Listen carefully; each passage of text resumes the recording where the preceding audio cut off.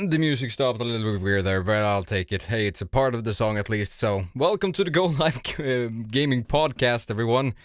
I am the Sag, also known as Christian, and I'm your usual host, or usual main host, for this little podcast and show. Today we're going to talk about Anthem, like we usually do. We usually touch on some Electronic Arts and Bioware topics as well. We're currently live on Facebook, Twitch, YouTube, and Mixer. If you don't have time to stay with us and interact with us in real time during the entire show, then it will be uploaded as a VOD directly after the show, and you can watch it there. So no worries if you have to go somewhere else, but we always enjoy having people live and actually writing in the chat, so if you want to do that, you're more than welcome to do so. If you enjoy the show, then please send us an email at feedback@gunsofanthem.com. And with me today, I have James, also known as Drainus. Hello, everybody. Hello, Sarge. Nice to be back, mate. It's been a long time. Yeah, We've been off for a bit. We've had a summer holiday. It's sort of 2 weeks off. But yeah. That's all you get in this business, just 2 weeks. That's all we get. That's all we get. And we have... That's some great weather for it, though. I don't know about you in Sweden, but in England, the weather has been fantastic. Yeah. I say fantastic. It's been way too hot, and everyone has just been lying about in a pool of sweat going, I can't move. Smother me in ice cream. If you like spending your time on the beach all day, then it's wonderful, I guess. The British Constitution just isn't made for stuff that isn't cold and frigid. That's what I say. Well, that's probably true. We also have Josh, also known as Chromatism, with us. Hello, man. Here, because my PC hasn't melted, so that's nice. Well, that's Hello, good. everybody. There's always an issue when it's hot outside to keep your PC cooled. And the ambient temperature is not where you want it to be. Doesn't matter if your enzymes denature, gotta keep the PC going. Yep. That's the critical thing. That's the most important part of everything. The PC. Yep. Or maybe the console when we're talking about... PC. I was gonna give James a hint there to say whatever he wanted, but no. No retaliation. Nothing about Sorry, consoles. mate, you cut out on me there. Alright, no worries. Alright, so today we're going to talk about Anthem, obviously. A lot about Anthem. There were, actually, we had a gameplay demo, or the entire gameplay demo from E3 was released, entire footage with added commentary. They made commentary from one of the producers, I don't remember his name, but they also have Mark Dara and lost his name as well. The other guy. I'll check that up while we continue talking about this. They had added commentary to this, and they also were interviewed to just talk about what we saw on screen and added things that we haven't heard about before. So there's a lot of new information and things that we can talk about the game, which is always nice and interesting. So, yeah, with that said, I think we're just going to jump into things. I have 24 notes that we're going to talk about today, hopefully, if we can get through everything.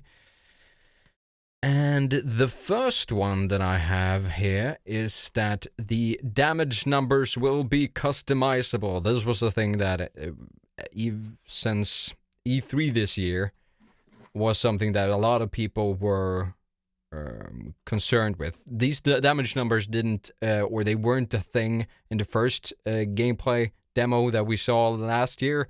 They weren't the thing, but this year, as soon as you shoot something, there's big yellow numbers that they're everywhere, and they basically cover the entire enemy that you're shooting at, which was something where I wasn't entirely sure what they were thinking there, but apparently you can customize that.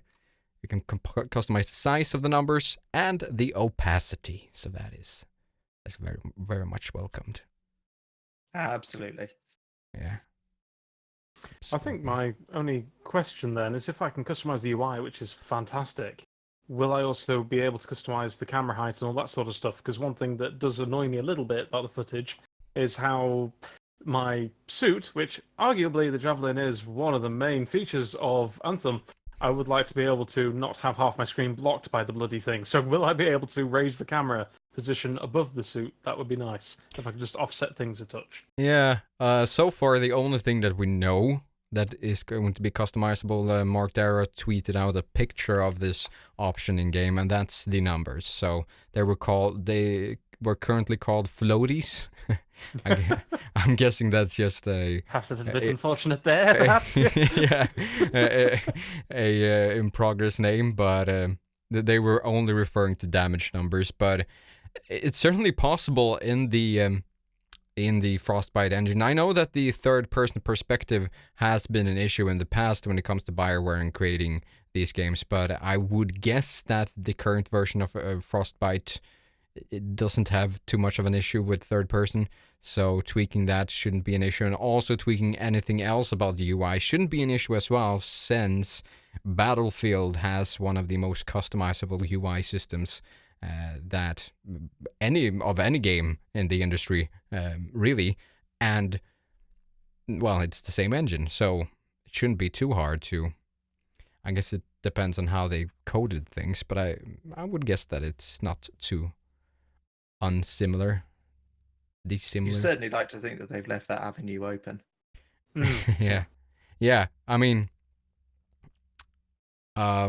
certainly when I get comfortable with a game, I really like just customizing the looks, the hotkeys, and whatever to make it feel and play the most optimal way. So I'm really hoping that there's more than just the damage numbers.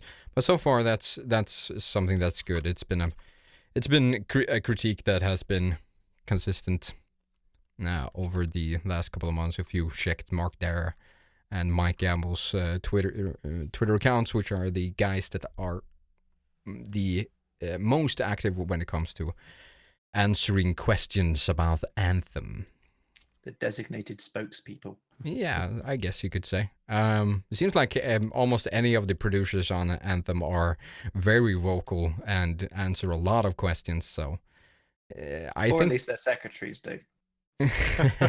No, I don't know any developer who's got time to be answering that many questions on Twitter. No, honestly, I think at least Mark Dara is pretty active, because he's been quite spiteful to people who are trolling and are trying to twist things in a negative light, which they don't have a reason to do.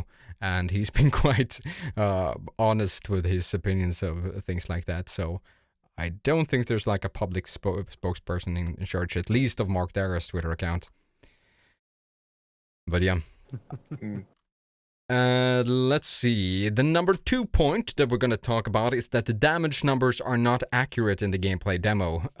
Not for how much damage you are actually doing to the animal or the enemies, and not in terms of how much damage you're actually taking as a javelin. It's made very easy and sort of cinematic, or they want to highlight certain things, so they tweaked this demo for the showcase. If you see the boss that we're going to see in a bit, the big, I don't know, it sort of looks like some sort of tick creature, not really a giant spider. arachnid of some description that doesn't have 8 legs. But Yeah. it's Anthem, so it doesn't matter. That's fine. Poetic license. Yeah. There you go.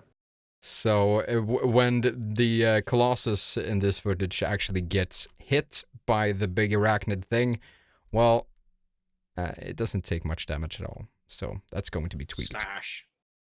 I'm hoping. I just want to say how I appreciate they want to highlight things, but I find it really weird, especially when I hadn't actually picked up personally. We were discussing this pre-show, that I hadn't picked up personally that they tweaked the damage numbers down for the suits and also down for the enemies and what they're dishing out to you.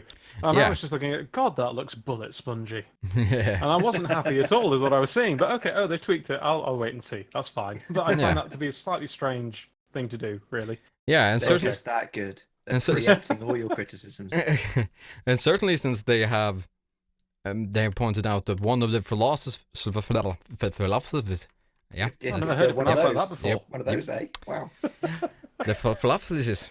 the philosophies for the game is that each weapon or a lot of the weapons should feel overpowered but shouldn't actually be overpowered, and this might be one of the first indications here that maybe the ultimate for the Colossus that he uses in this boss fight is basically him launching a mini nuke at the boss, and that should be something that should be quite devastating, but for this monster it doesn't seem to have that big of an impact. They've hinted that it will be, I think, as well. That was the other thing they hinted at when I watched it back.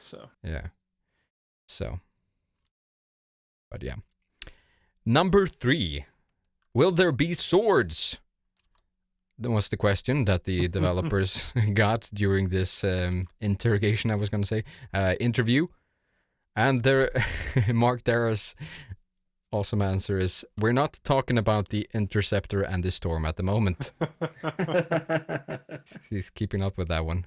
Which is obvious pointer that, yes, there will be swords, and there will be swords for the Interceptor and the Storm. Which I quite like. We know that there's some sort of hammer for the, I don't know if it was the Ranger or the Colossus. So we know that there are. Imagine the Colossus, right? I think that was Colossus.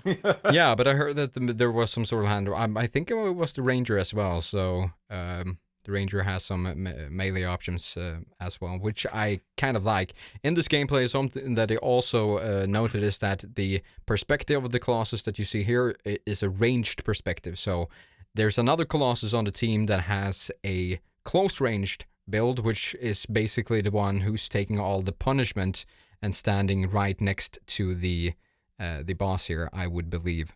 So that Colossus is spec'd with a flamethrower and obviously some sort of melee weapon and whatnot.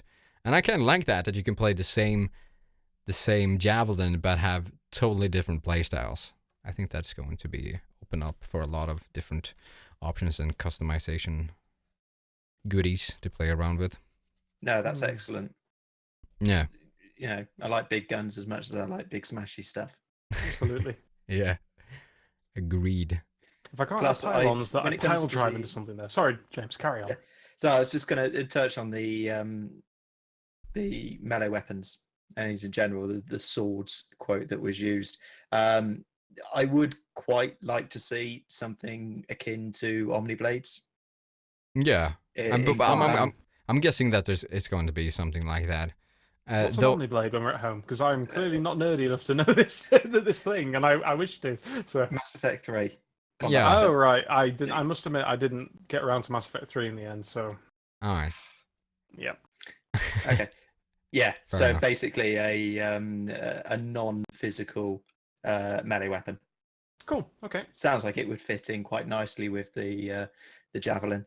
Yeah, we'll just kind of have to see, because the philosophy so far with designing the different mechanics and engineering philosophies behind the Javelin seems to be quite rugged and based in, obviously the Storm has elemental powers and whatnot, so there's obviously going to be some sort of lightsaber or of the sorts, but I wouldn't be surprised if the swords were a little bit more like, standard looking swords.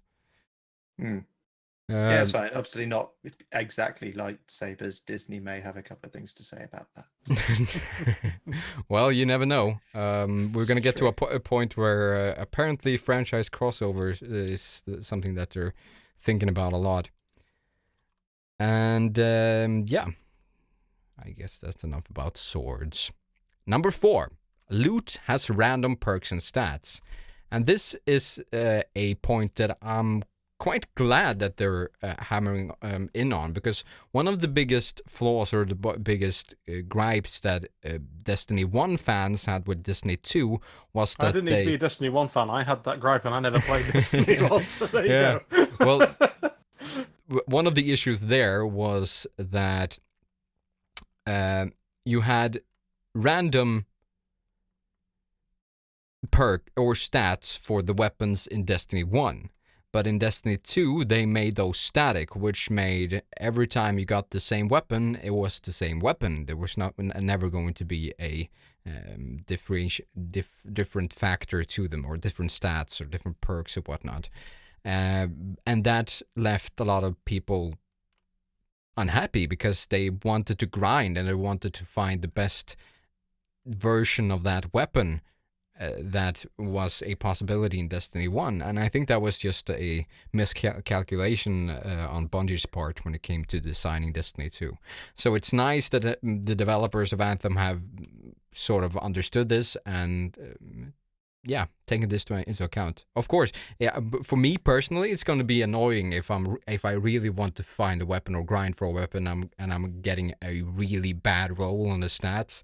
That is going to annoy me because depending on the rarities on the weapons, I'm guessing that some of these weapons will be really rare. And yeah, it's just going to be annoying to maybe grind for a couple of hours and realize that, oh yeah, I got the poorest version of this weapon that I possibly could get. Back to square one. Yeah, you'd expect that the weapons have randomization of stats, but within brackets. Yeah. So you won't end up with a super legendary weapon having the same stats as a regular stick. Having the random stats is a good thing because it, I'm guessing that it's sort of like the added bonuses on the weapon. For example, it could be crit bonus as one stat for the weapon, and it could be some sort of other damage modifier for the weapon, and those could be like you could either get crit or you could either get this other damage modifier on the weapon. And depending on the weapon itself, well, maybe crit would be better, or maybe the pure damage modifier would be better, and things like that. I think that's more where this is going to end up. Yeah, and you don't. Well, if you have the static stats, you end up in situations where people build the precise, the best combinations of different items and armor and gear, and then you end up with those particular combinations becoming must-haves in order to play, especially in multiplayer. That's a thing. I don't think it matters quite so much though, with it only not having a PvP component potentially. Yes. No, that's actually one of the good things about not having a PvP component, because they can go a little bit more wild with this aspect of the looting system. And this is not only for weapons; it's for weapon or gear, armor. Gear and stuff like that as well. Bit of a segue though, because this is something I've been thinking about, having played a few ARPG-like games at the moment, like Path of Exile and also Monster Hunter and everything else. This does directly relate to Anthem. Is that one of the things in Path of Exile is that you get better and better builds, and that allows you to take on harder and harder challenges. And if that's your thing, then at least you've always got something to work towards. But something that, and I'm going to actually go down a little bit on Monster Hunter here, because it's still worth about 200, 300 hours of your time, but you get to the end game, and then you get to this system where you can... I don't want to spoil things, because the PC version of this is out very soon. I don't want to screw up the progression for people who don't want to know stuff. But you get to a point in the game where you've kind of gone through the content, and then it's a case of, well, there are now really, really hard versions of these monsters you can fight. Okay. But basically, the thing is, you have to then fight these monsters to tweak and upgrade your gear until it's perfect. But my problem with that system is, well, you've already killed and fought the monsters. So what is the point in upgrading your gear unless you really want to? So I just hope that Anthem doesn't quite go down that route, because if I get to the end game and it's like, well, we can go and do the stronghold now. Oh, that's great, but we've already beaten it umpteen times, and the only thing that's going to change is that we're going to do it faster now. Yeah. Is that something the live service is going to cater for? I don't know, but I hope it does, is my point. Yeah. I mean, balancing the end game in these kinds of games is probably the most important part of a live service, and depending on how they do that, that's going to be a make or break factor. Essentially, that was the downfall of the Destiny 2. So. That's right. Yeah. Although there are still Destiny 2 fans out there. I am told they exist. They're like the Yeti, but they do exist. Somewhere in the dark corners of the world. They're like Bigfoot. In fact, they only have one foot. They're still queuing for PvP to this day. Yeah. Well, Yeah, I for one did really enjoy Destiny 2. But one of the things that is going to be really nice for Anthem that I didn't like with Destiny 2 was that, well, I played Destiny 2 and I enjoyed it enough to actually keep playing it. I enjoyed the PvP, despite its flaws and downfalls.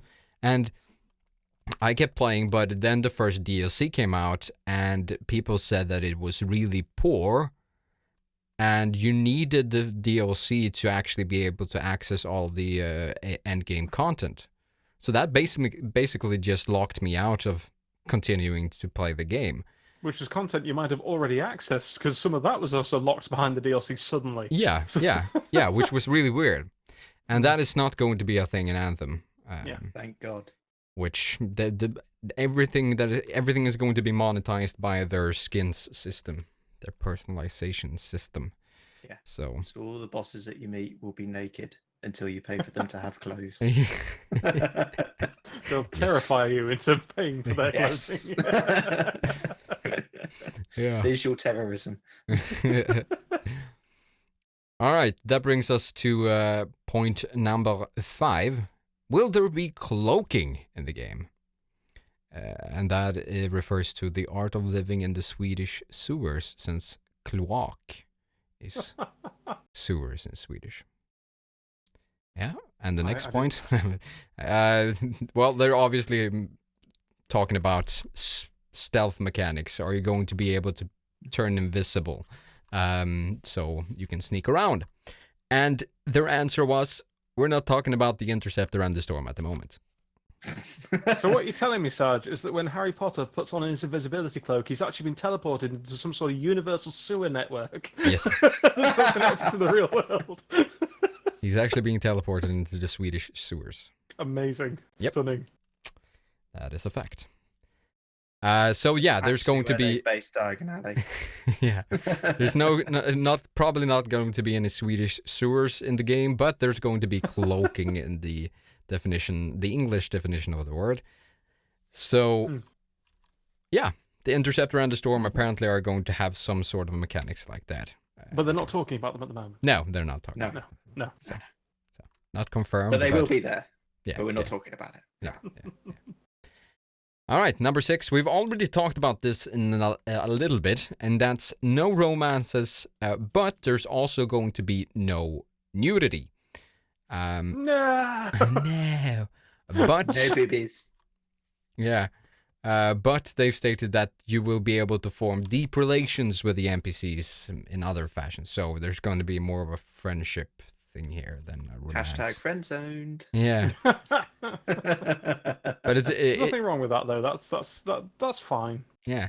But I think this is interesting because we got a big RPG company, CD Projekt Red, which has done statements where they say that you can't really fully show a world in all its gritty realness, if you can say that a fantasy world is real, without actually having some nudity. That's one of their basic philosophies.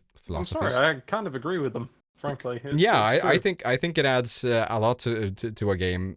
Surprisingly, I mean, it shouldn't be that big of a deal, but I think it adds to the realism of the universe, the immersion of the universe.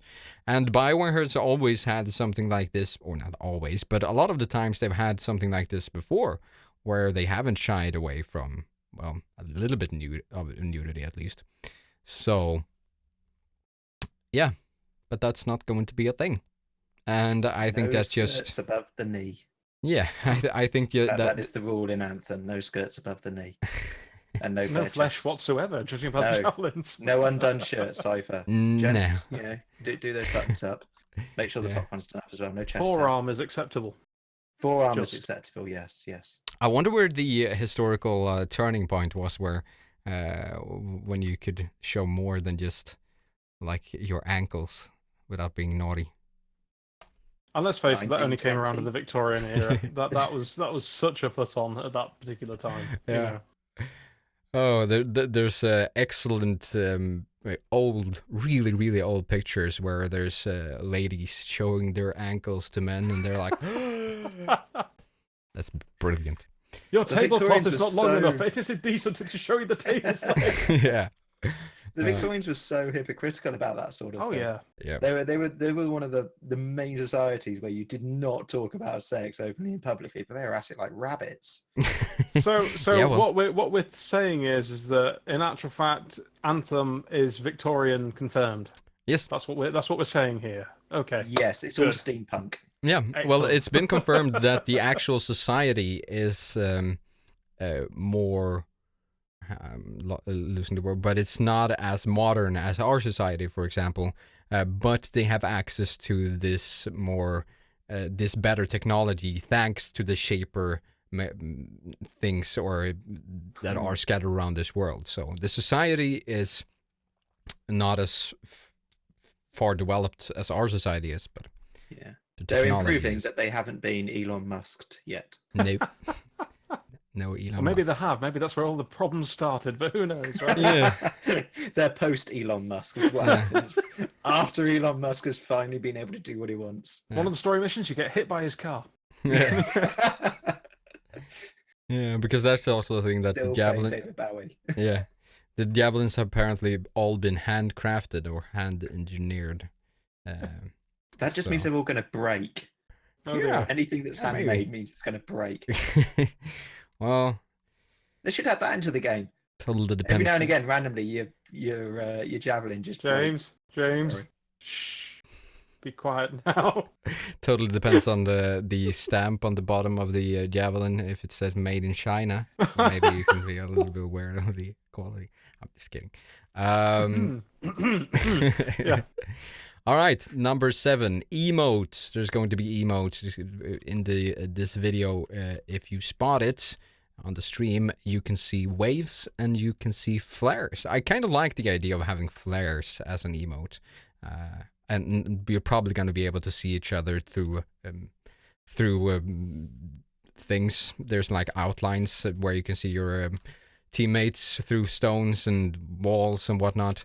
But if you could turn that off and try to make the experience as immersive as possible, something like flares could be a really cool addition, I would say.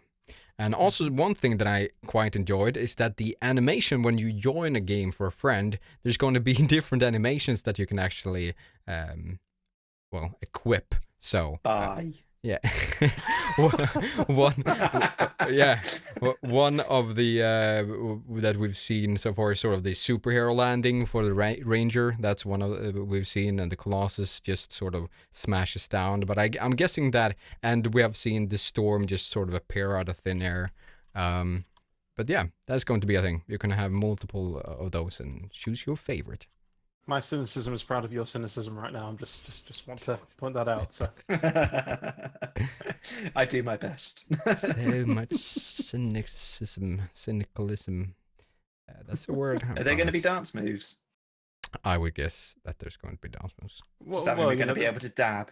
Well, they have mentioned that maybe floss. somebody's probably working on it. Yeah, he said like currently in this current build there's no dabbing, but he wouldn't be surprised if there's going to be one in the final build. So yeah. All right. Well, they're going to have to work hard to keep up with the trend on the latest dance craze, aren't they? Yeah, probably going to have competitions like Fortnite where they have dancing competitions for the game. And then get sued by PUBG. Yeah. Probably. Sorry, sidetrack. Number 8, Strongholds. They will be about 35 to 40 minutes long. And they decided to call them strongholds in the sense that it's not going to really be a dungeon, because these strongholds can be both out in the world and inside cave systems. And any D&D player knows that a dungeon refers to anything where you're adventuring and getting loot and killing mobs. So shut up. It's a dungeon, damn it. Yeah, it's probably a dungeon, but they're calling it a stronghold. And these strongholds are, they're probably the places where you get the best gear in the game. They're not things that you can complete on your own. At least they've stated that it's not going to be possible. At least some people are probably going to be able to solo these strongholds, but they've aimed for just strongholds to be something where you need to be more than one person. almost anything else in the game, you can do solo. So I kind of like that aspect, actually. Right, let's see. Next one. Just quickly on Strongholds, did they mention if there was going to be heroic modes or epic modes? I would guess. So, yeah. I would guess, but actually I haven't seen that question pop up anywhere, so they haven't answered that. That might be a good question to send over to Mark Darrow on Twitter. In there, shall Let me get on Twitter. Yeah. Go, James, go. Yeah. Any one of you are more than welcome to see if I get a response while the stream is going. Yeah, that would be nice. Get the scoop. So far, it seems like he's replying to tweets or 3-4 p.m. ish. So probably not. But you, that's us. He'll reply for us. All right. And number 9, they got a question if the Strider, which is your mobile fortress while you're outside Fort Tarsus, which is the hub in the game, the hub area, if that is drivable by you. But no, that is only drivable by an NPC. So you have an NPC in your Strider that talks to you during missions, and he drives the Strider for you.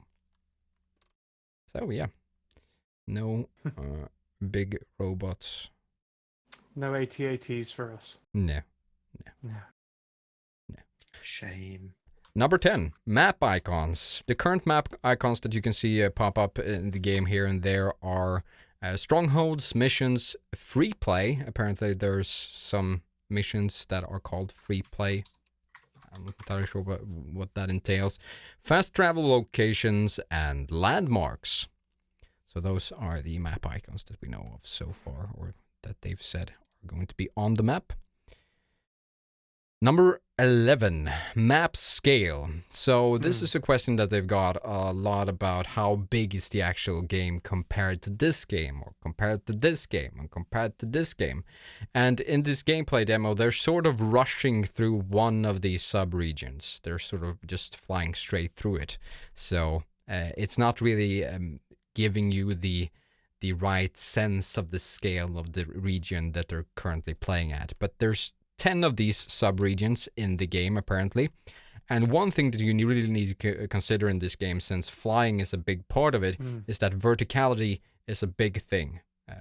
So they've designed that a lot of things will probably up on ledges and on, well, not maybe mountains, but up on hills and whatnot. So yeah, they're going to be quite dense, I think, quite densely, tightly packed, the sub-regions. So yeah. So we don't really have any numbers on how big the map is actually, but it seems like it's pretty decent map size. Number 12, Strider customization. Back to the Strider. They got a question if you can customize that, and currently, no, not really. But as you progress in the story, it might change. So apparently, the Strider might look different depending on where in the story you are. So yeah, there'll be a car sticking out of the side of it. That's yeah. Number 13, crafting is a thing and harvesting is a thing. So you will be able to craft gear and probably skins and whatnot. So if you guys enjoy that, grind. I've never really been a crafting kind of guy. Not in really any sort of title, I don't think. No. But I suppose it's an RPG. You've got to have grinding in some form. Yeah. I mean, I like the grind in terms of gameplay grind, where I replay strongholds in this, if you're going to use Anthem terms. That I quite enjoy. So, but crafting never really been a thing for me. I don't mind replaying strongholds and stuff. I just prefer the Left 4 Dead model where you've actually got different enemy placements and all that sort of stuff every time. I'm not a fan of the same enemy placements every time I go in. Look, we got our tactics now, and here we go. Some randomization is always pretty. I prefer it, yeah, but that's just a personal. I mean, there's going to be some randomization because one of the things they've said about the game is that nighttime and daytime is going to be synced with everyone playing, apparently. And during daytime, there's going to be a certain set of enemies, and during nighttime, there's going to be a certain set of enemies. So there's going to be a little bit dynamic things there with, and also the environments can apparently change. We don't really know how yet, but the environments can change, and I would be guessing that different animals would appear during certain environments and whatnot. So I think one of the devs also said that ambushes wouldn't be in the same places. Enemy locations would change in the open world. I don't know about the strongholds though. So who knows? No. So. But that is also one of the charms with strongholds. If they're static, is that you can do quick runs if you got a team and you got them on farm. If you just want the gear and you don't really care about the gameplay. That could be pretty fun if you time yourself and whatnot. Yeah. But yeah. So, crafting materials. Number 14. Crafting materials from merchants will be a thing, a small amount, but apparently only... I guess only thing that you can get from the grinding currency, so not the premium currency. I'm guessing that maybe some materials might be purchasable. I don't really know. Basic materials. Yeah. So, yeah. If you don't want to grind and try to find stuff in the game and whatnot, you can actually buy some from merchants. That's also good to know. Number 15. Because I'm guessing there was no comment on the last one. No penalty for dying currently. So, if you die in a stronghold, for example, the only thing that is if your entire team is wiped, then you need to restart. That could count as a penalty, I guess. But you're not really losing any money. There's not a cooldown where, like in World of Warcraft, if you do an instant respawn, you get this cooldown thing where you're debuffed for a certain period of time. That's not going to be a thing. But this is apparently something that they're still discussing and not set in stone, so it might change. That's quite it's quite reassuring to hear that. I was a little bit concerned that they may put I can't really think of the good term for it, but damage counters on your javelin. Every time you die, you lose a damage counter. You lose all your damage counters. You've got to go back to Fort Tarsus or whatever it is. Yeah. As essentially a penalty for sucking. Yeah. That they don't seem to be. They don't want to punish you for stuff like that, and I think that's nice. I don't really know if there's any reason to actually have penalties for dying in games. Is there any occasions where that would? If you wanted the game to seem harder, you wanted to actually put a physical thing on you rewarding people who made it through the stronghold without dying. There have been times in games. I think it all boils down to: do you like roguelikes? Do you not like roguelikes? There is a split, and it's Marmite. I've been playing roguelikes lately, where it's a case of you die, you lose everything. I'm okay with that because I'll just do better next time. Or I know other people, it's a waste of time. Yeah. So, and I remember playing back in the day Final Fantasy XI, and when I played that when I was younger, I thought, well, why the bloody hell am I losing XP for dying? Surely dying and coming back to life is a learning experience. That was how I tried to sort that in my head at the time. And then I came back to it later. I thought, no, there is actually, for me personally, there's a sense of achievement that I hadn't actually just lost everything through playing stupidly. It actually forced me to be smart about play. So it depends. There are a lot of. I personally have experiences in games where I'm playing a single player game. I couldn't give a crap about the about dying, but when it's such a prolonged progression based game, with loot, whatnot, and everything else, then yeah. It kind of, some penalty can actually, it could be more rewarding, but it depends on your mindset. So it's a case of how the hell do you please everybody? I don't think you can, quite frankly. I mean, you've always got to consider that it could just get more frustrating if you have death penalties.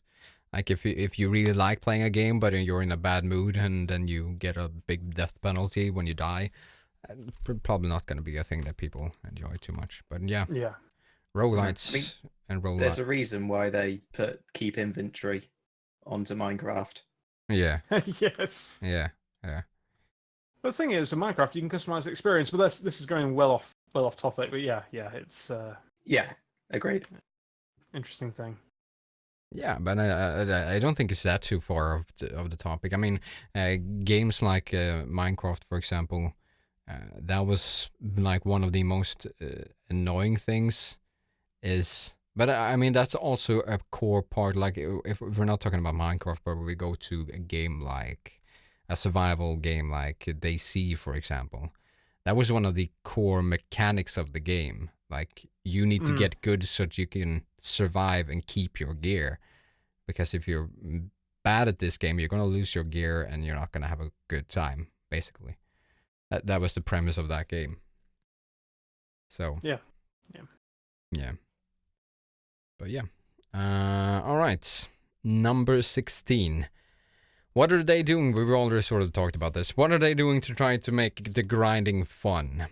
And the dynamic world, which makes things feel ever changing. Grinding gear is apparently always fun and has a lot of variety. They have different world events that pop up that aren't always there on the map and whatnot. So there's going to be things. It seems like they really have that in mind when designing the game to make.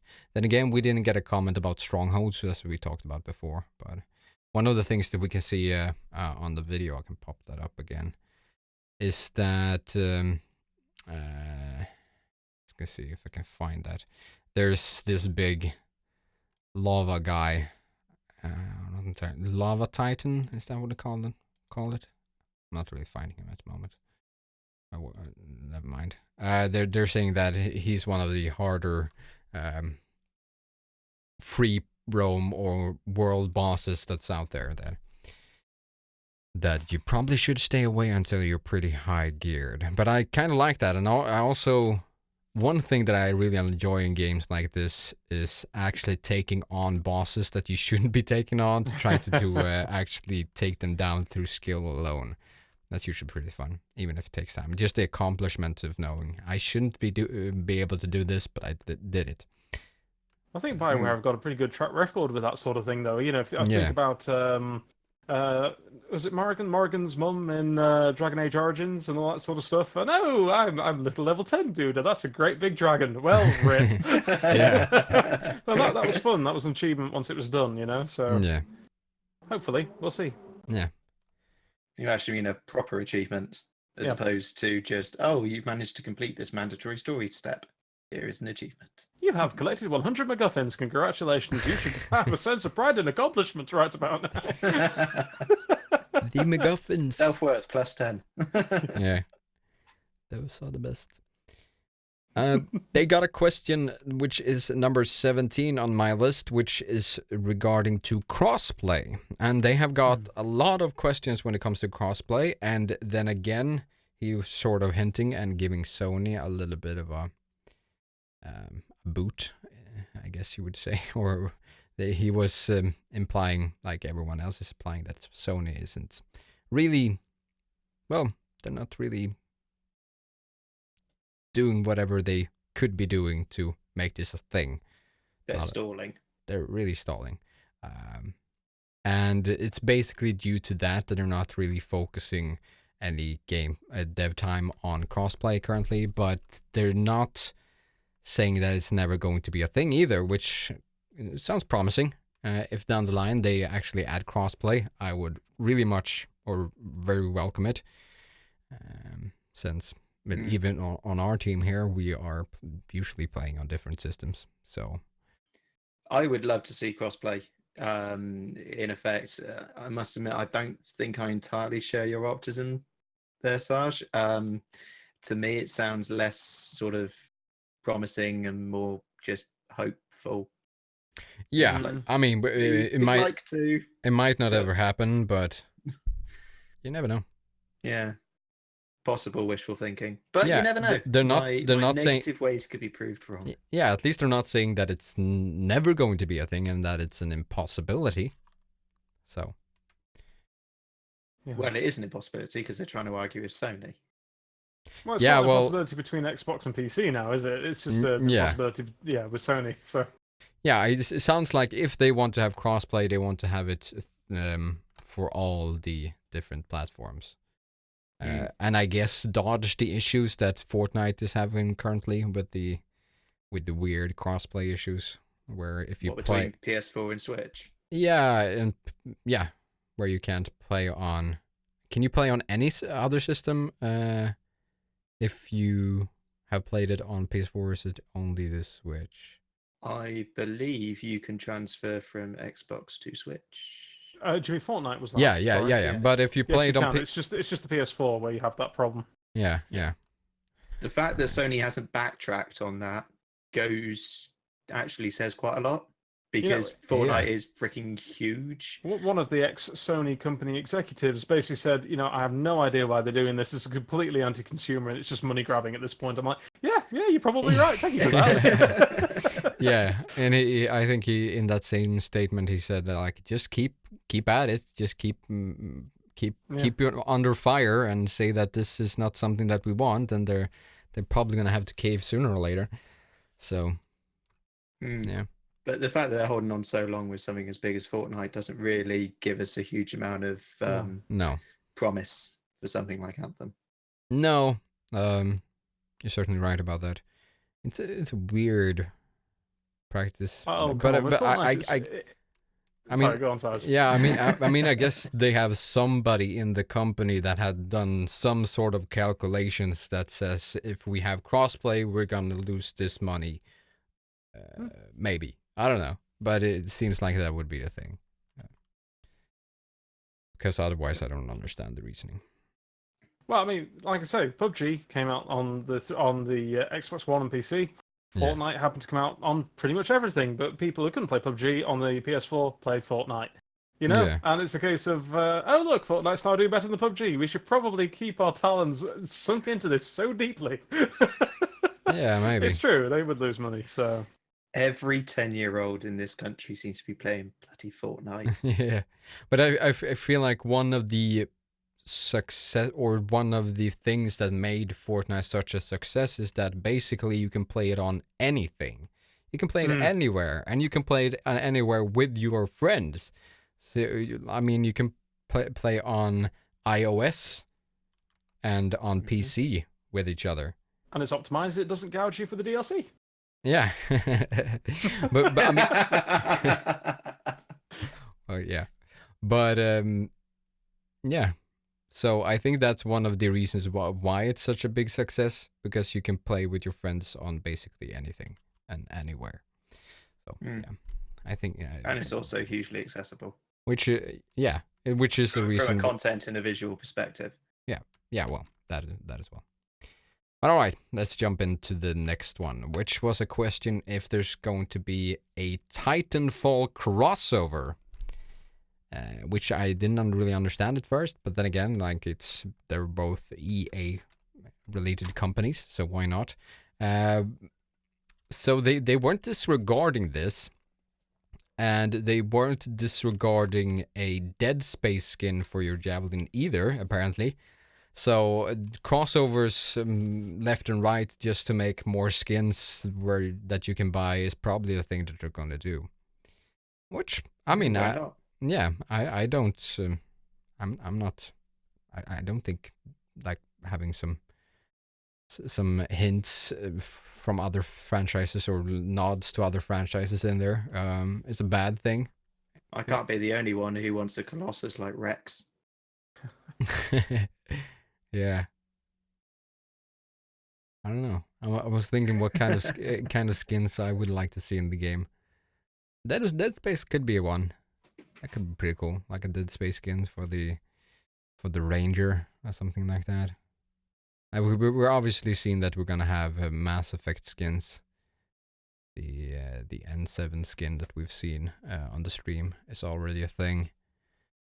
Probably gonna be some nods to Dragon Age. We had one skin which was quite popular for Mass Effect 3, which was a Dragon Age skin. I think if you had one of the Dragon Age games or whatever it was, you got that skin, which was a pretty cool one, like a silver knight looking skin with the dragon across it. It was pretty cool. So I mean, yeah, absolutely.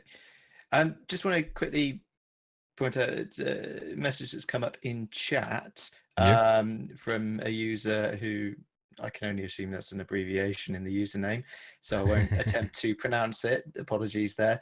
Is asked how we're playing this game so early. I would love to say it's because we're exceedingly awesome when we're right in Bioware's inner circle. Totally. And I may well stick to that line, but unfortunately, we're not playing this game. We're talking about this game very early, but we're not playing this game.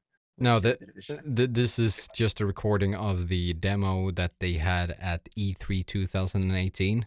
So this is the uncut demo that they used footage from to make trailers and whatnot. So yeah, this is not our footage in that sense. We're just using it for coverage purposes. Yeah, and we're not saying that because we're actually playing it really early and we've all signed an NDA with Bioware. No, that'd be great though. Yeah, that would be nice. That would be nice. Dara, if you're watching, send a tweet. Yeah. We won't disclose it, honest, it'll be great. Yeah. But that's the thing about NDA, so also then we wouldn't be able to talk about everything we want to talk about. Just because you can't talk about an NDA doesn't mean it exists. I guess that makes sense. All right, let's jump. If an NDA shits in the woods, does it make a noise? Yeah, well. Number 19. Sorry. Grabbits. Apparently, the small critters that you can see everywhere where you're running, and they're like, not really looking like rabbits, but I guess that's where they got the name Grabbits. But they're apparently the animal that's the lowest on the food chain, but they also said that they have quite sharp teeth, so if you would be outside of your javelin, then you probably could have a hard time even with these grabbits, these small critters. Which, I mean, the thing about it's sort of a contradiction in the universe so far is saying that everything is so hostile. How did the people of this universe even get to this point in history? They should be dead long ago. But maybe there's some sort of justification for that in this story somewhere. I don't know. That is the big reveal at the end of Act 3. Yeah.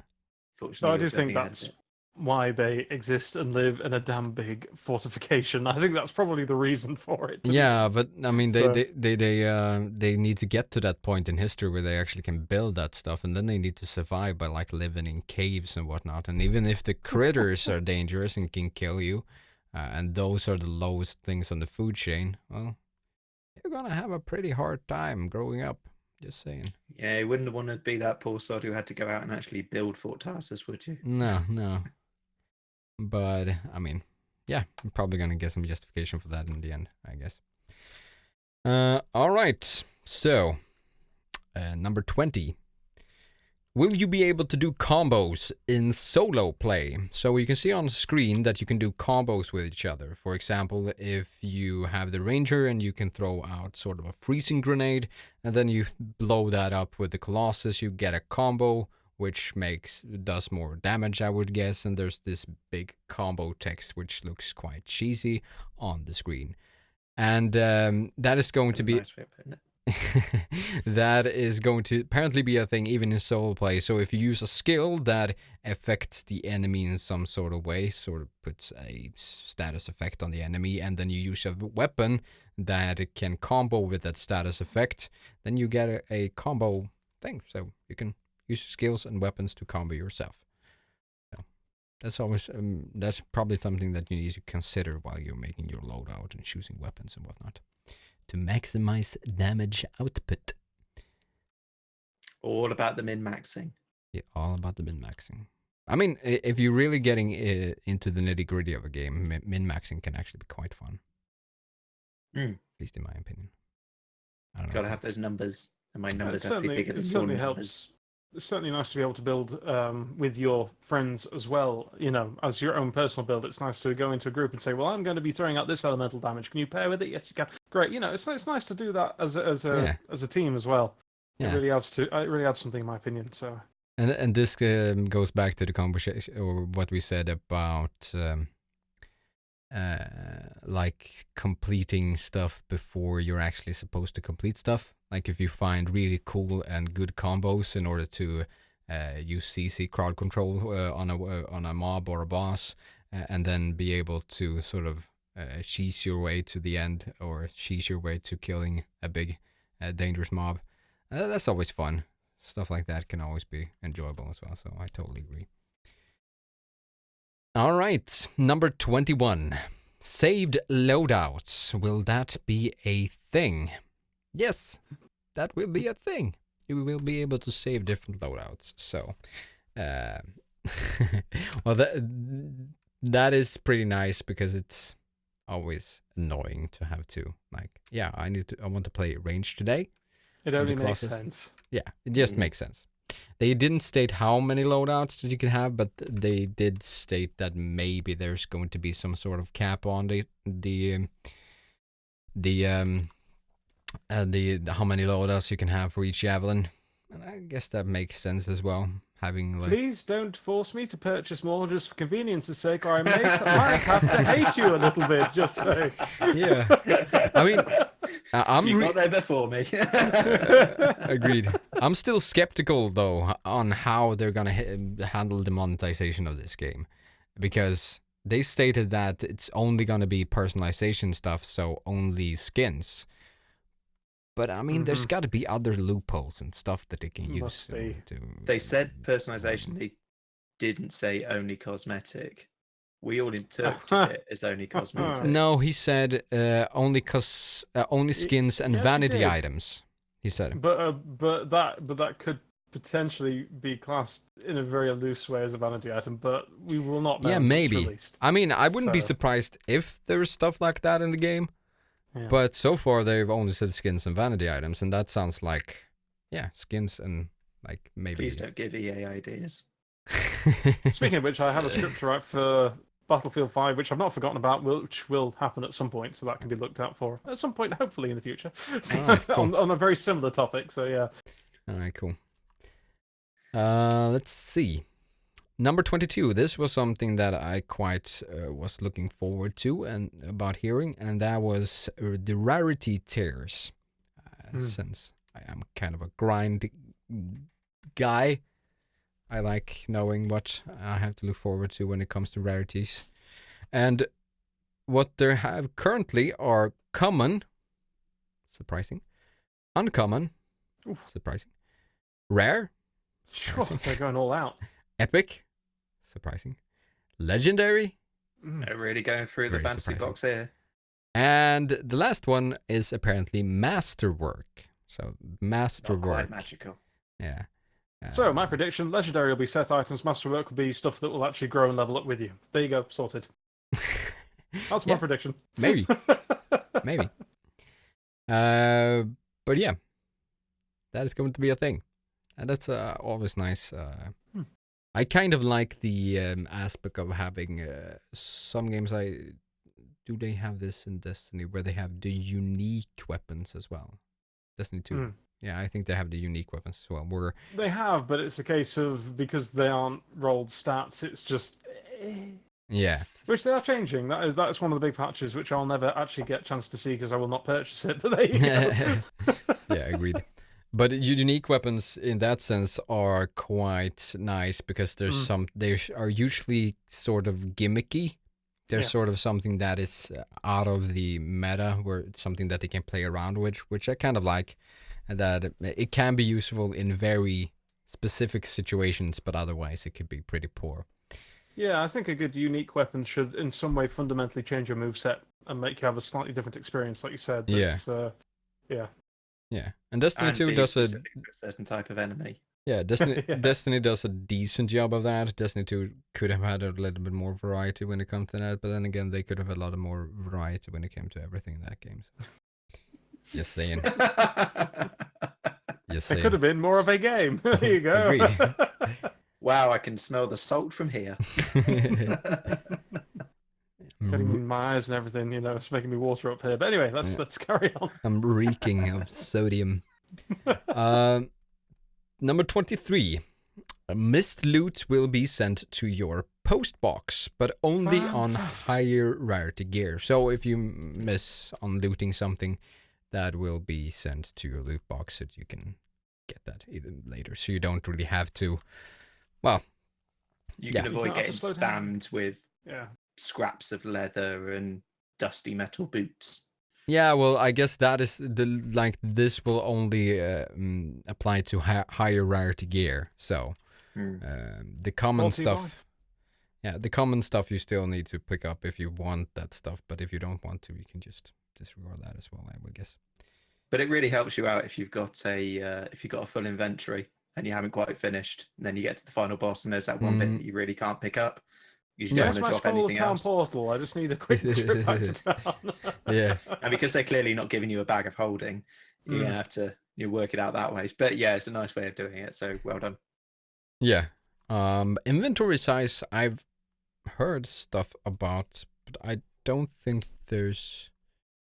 I think have they stated that there's no cap on the inventory size, or is there a cap on the inventory size? I haven't heard anything. They haven't stated it as far as I remember. Yeah, I heard something about it, but it was quite a long time ago now. Yeah, either way.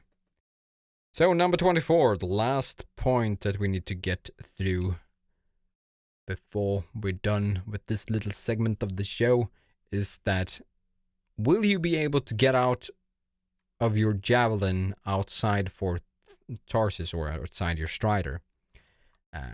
No, not manually. You can't just jump out and walk around on the ground because that would basically be a... Yeah, you would basically be doing suicide apparently because this world is so dangerous. Again, at one point, just keep hitting on this point. How did they survive without the javelins? If being outside of your javelin is so dangerous, why? How did they? We covered this in the last podcast. It was the Reapers. Yeah. If you want to hear my conspiracy theory about Mass Effect and Anthem, you can listen. Yeah, I mean, people have asked about a crossover with Titanfall. They've asked about a crossover with Dead Space. Why has nobody really hammered home the crossover between, Anthem and Mass Effect? Yeah. Or I think more to the point, they haven't acknowledged that those questions have been asked. This is secretly doing over Mass Effect Andromeda. This is what this is. If you buy the game and you scratch away at Anthem, you'll just see ANDR underneath. Yeah. No, it's better than that. It's better than that. Yeah, but apparently you will be outside of your javelin at times, but that's only in the story. So there's certain story cutscenes, I would guess, and maybe some parts and small buildings where you can jump out of your javelin. I don't know. I'm just speculating at this point, but they've not sexy time scenes. No, not. No. You're not getting outside the javelin in that way. You're not getting out of your pants. No. You are certainly not. But yeah, that was actually it for the main part of this show today. I think we got through quite a lot about the game.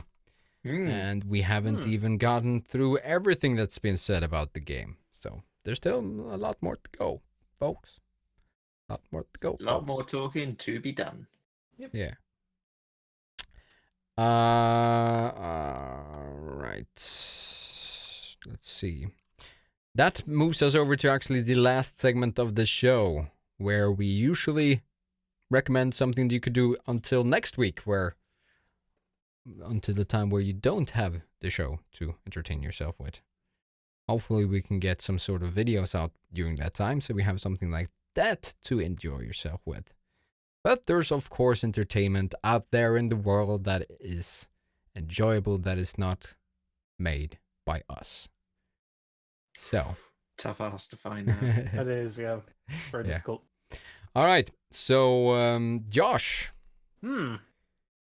Yeah, a couple of things. One of which has only just become completely obvious to me, but good old GOG.com is currently having a Warhammer 40k sale, which includes certain golden old titles such as Dawn of War 40k, not Dawn of War, bullshit, Warhammer 40k Chaos Gate, which, if you never played it, it's a very old game that still works on Windows 10, but is a wonderful little squad-based experience. Also, Sanctus Reach and Armageddon, if you're thinking about picking those up.